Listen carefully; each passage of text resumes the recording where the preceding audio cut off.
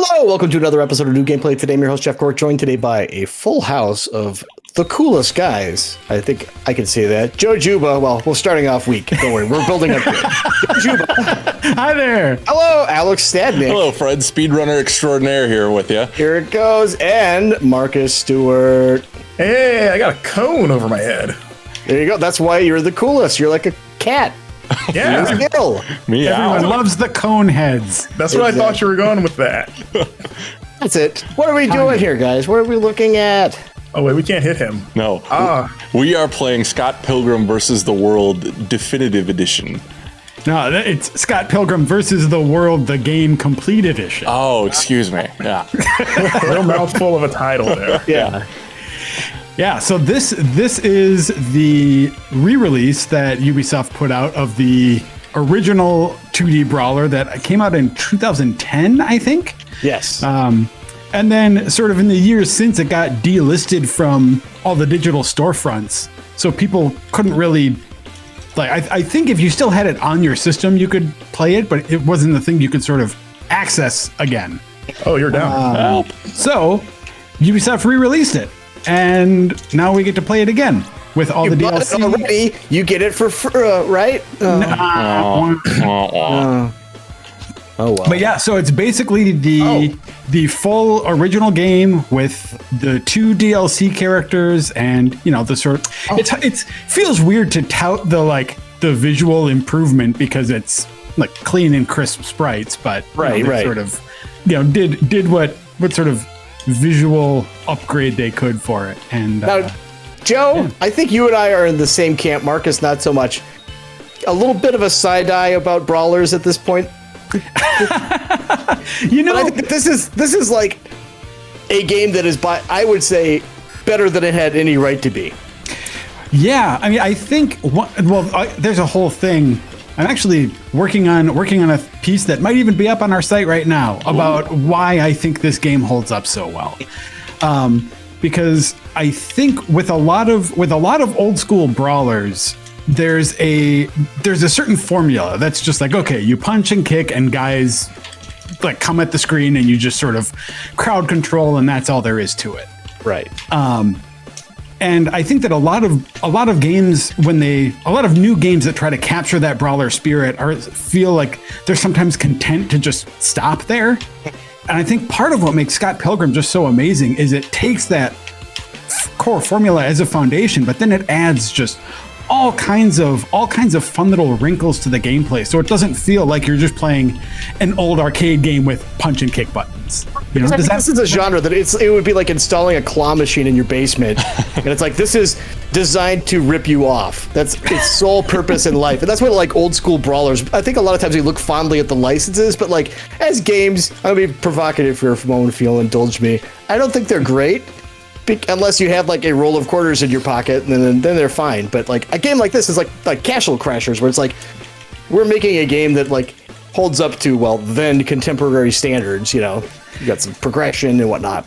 Yeah. I mean, I still have a soft spot for this genre, even the old games in it. You don't, but I think the part of the point is that if you're going to make new entries in this, I do like it when they sort of experiment rather than just regurgitate the bare minimum formula, exactly. and I think that's part of what makes this game so fun is that it starts with something familiar but then sort of twists it into something really fun and interesting, and that's even apart from the fact that it's tied to this license. Like I don't think you need to care at all about Scott Pilgrim to enjoy this game, which is a tremendous relief for Ubisoft to hear that, because let's be real, guys, it's not 2010 or something. So we also, something we probably should have led with is what level is this? This level 3? Level 2. Level 2, okay. We specifically didn't want to show off the first stage because you can kind of skip ahead if you're playing in network, and we may or may not be leveled up appropriately. So speedrunner Alex is not blowing it at every possible opportunity, to be fair. Thank you. The YouTube comments will disagree, but I appreciate the sentiment behind that. Yeah. Yes. So we've got Alex playing Scott. Marcus is Knives up there. Knives is one of the DLC characters, so she's available. She's available right from the beginning. And Marcus has apparently employed some kind of diabolical cheat code because it looks like he's got 3 lives to Alex's 1. Yeah, I don't know why it started I that way. wasn't doing. I didn't want to say anything. I was like, I'm just gonna play quietly. Really struggling here. Yeah. I'm like, man, he's down again. Okay. Marcus, this is par for the course for our NGTs, so don't worry about it. I was like, I'm only level 1, 2. I should point that out. Yeah, I have the bionic arm too, and it's fine. It's a whole thing. Yeah, I've played this game in about 8 years. All right, okay. all right. Now we can shut your mic off. But that's all right. Just this like, game is still fun. Yeah, just like any other brawlers, like this is so much better in co-op. I was playing earlier, just trying to get a handle on things, which clearly I did not. But it feels better having knives right there instead of having to call her in. There are fewer things that will make you feel more lonely than the character select of a brawler when you're playing single player. It is quite sad. And then there's also being able to revive people, which is critical. Yeah. And not being able to do it is tricky. Yeah. I would have hit game over already if I was doing solo, which wouldn't have been fun. Yeah. Did anyone beat this game by themselves? And if so, why did you tell us that? You should lie about that. I beat this game myself recently. All right, Joe, sure you did. But the trick is there's an old cheat code that you can use that sort of speeds things along. So I used that. There you go. I think we did pretty good there. Yeah, I think so. I got hit by an inanimate object, but other than that, we're fine. This is part of why I think this game actually is just so approachable for all kinds of players rather than just Scott Pilgrim fans. Is that if you're playing this game, like I guess all of the big nods, there are many more video game nods than there are Scott Pilgrim nods in this game, right? Like having to team up to beat up a car. Or, I mean, there are all kinds of little things like that they're like references to Legend of Zelda and Final Fantasy and all of that stuff, rather than nods to Scott Pilgrim, you know? For sure. Have any of you guys rewatched Scott Pilgrim, the movie, recently? I did. No. Does it hold up? Is it good? It is very 2000s, but in a fun way. It is. I love it. I think it was underrated at the time, and I think it still sort of holds up and conjures up those nostalgic feelings for me. Yeah, for sure. It does a good job of condensing that comic series into one film too. Because I read the comics right before the film came out because I was curious about it. Have any of you read the comics? Yeah. Oh yeah. Yep. Yeah, those things are great. One thing I like about the sort of different prongs of Scott Pilgrim is that they're okay with it being different. Okay, I tried the Resident. I appreciate that. I got one more life. We're good. Okay. I love the fact that the game sort of has its own thing going on. The movie has its own thing, and the books have their that was a deliberate they're not just adaptations. They each have their own sort of spins on the characters in the story. Yes. Who played the skateboarder in the movie again? I can't remember. Chris Evans, right? Chris Evans. That's right. That was Chris Evans? Yeah. Yeah. Oh my God. It's been that long since I've seen it. If you beat this game as Scott, and I can't remember if it's different based on the team that you use or not, but when I finished this game as just Scott, you don't even get together with Ramona at the end. It's hey, Scott ended up dating Knives, Kim, and the singer from the band. Hey, he dated all of them at once, and that's the end. The end. Just like you remember. Yeah, which is not how the movie ends and is not how the comic ends. So I think it's, I like their approach to it. Cool. Yeah, I forgot they had the really cool, more kind of Mario World overworld. Yeah, I love this. This is so good. Hey, can you guys talk about the music for a second? It's really, really good. It's one of the best soundtracks. That was going to be my response too. I didn't know how to put it I to forgot. words. Can you pronounce the band's name that is Anna Anamanaguchi. Anamanaguchi? There you go. Yeah. Chiptune band. Yeah, they did a phenomenal. I remember I think this was my favorite soundtrack of 2010 actually. It is so good. I listened to this game soundtrack and the movie soundtrack a ton in 2010. It makes it sound like I'm some huge Scott Pilgrim fan. Say, do you have a tattoo too? You have a Scott Pilgrim shirt on right now. Yeah, and I mean it's just I guess I was pretty into it then, but it's not this is not necessarily a fandom I would consider myself a part of, you know? For sure. We were like squarely in its crosshairs though, like on multiple fronts when it came out. So yeah, that's true. We're probably the right age to still get all the like retro game jokes and Dashi's fans. Can you hit him? Just want to hit everybody. Oh, yeah. Can you hit this guy?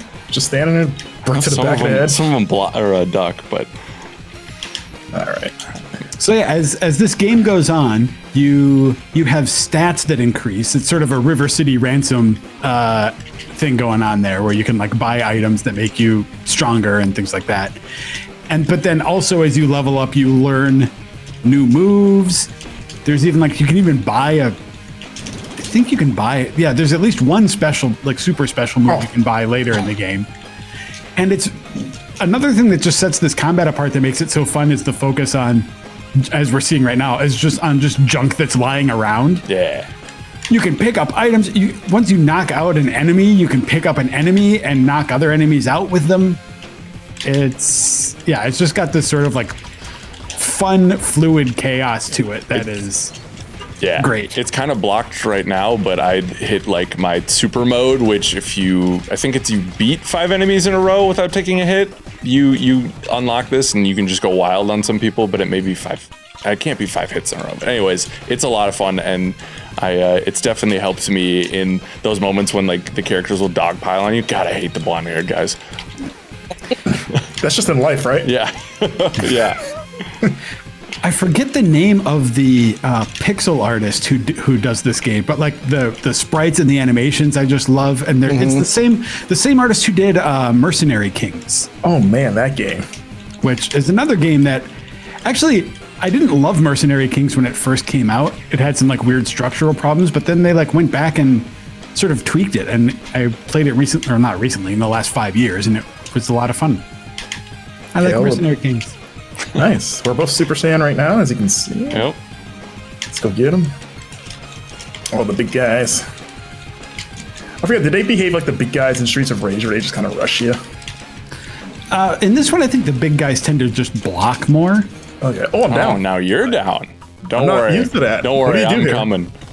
Those jerks in the blue do a lot, like their thing is Nope, picking you're dead. stuff up. Sorry.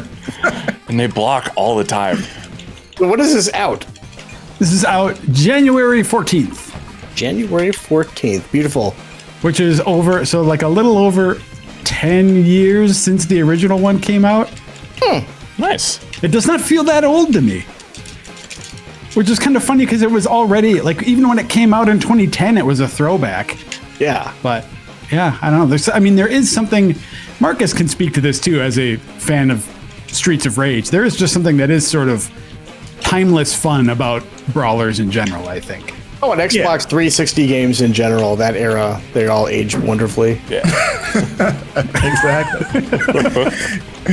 Yeah, I'm going to be playing this again. I love this genre, and you guys' criticisms are valid, but they just don't bother me. I just love going around punching dudes. There you go. Yeah. All right. Well, thanks, you absolute maniac, Marcus. I've learned a lot. Excellent. Well, thanks a lot. This is, say it again, Joe. I don't want to blow it. It's a Scott Pilgrim versus the World, the game complete edition from publisher Ubisoft. Love it. Rated E 10 plus, comic mischief. There's a lot of comic mischief in this game. Also, a lot of kissing in the cutscenes. Whoa. Uh-oh. All right. So that puts it up to T, the smooching. But, oh, well. Talk to your parents before you download it, I guess. Thanks for watching. Bye. Wow, that person was really good at playing that game. Those other people were really good at talking about it, too. If you find yourself saying either of these things, subscribe to Game Informer on YouTube for new episodes of New Gameplay Today every week, covering the hottest new and upcoming releases.